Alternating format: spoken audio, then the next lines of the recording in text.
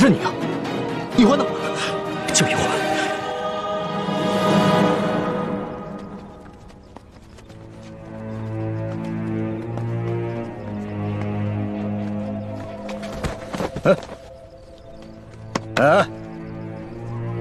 起来！刚才跑得跟飞似的，这会儿装死。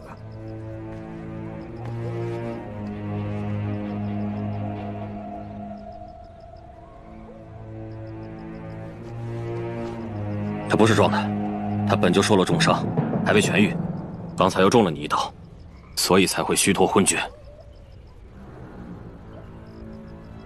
老大呀，这丫头真俊，反正二公子说了，把龙三他们一行人全部杀掉，不如咱们先……不行，咱们不是他哥哥的对手啊，还得留着他设套，抓他哥哥呢。哎呀，咱们只是玩玩嘛，尽量怜香惜玉点，别弄死他就行了。也好，老子也实在忍不住了。拿着刀。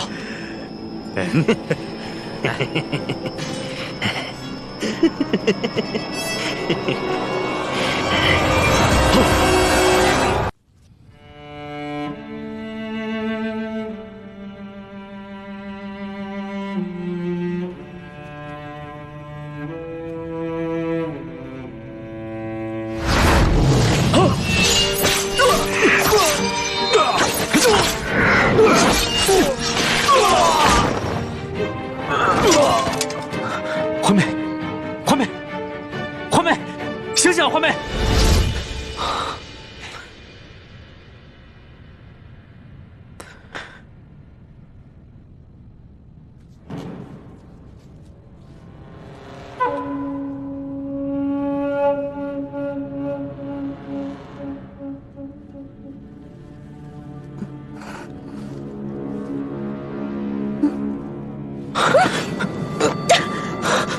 你干什么？你干什么？我，滚！小师妹，我走。小师妹，我也是一时冲昏了头，情不自禁。情不自禁？你还有没有一点廉耻心？你明明知道我跟大师兄定了亲，我是为了大明的太子妃啊！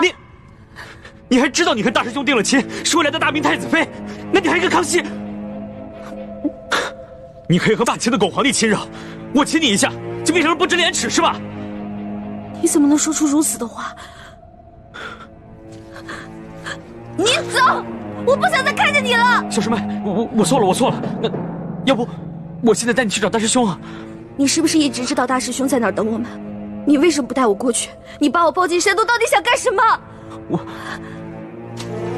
走，滚！我数3个数，如果你再不走的话，你再不走我就咬噬自己。好，我走。3，我走。滚！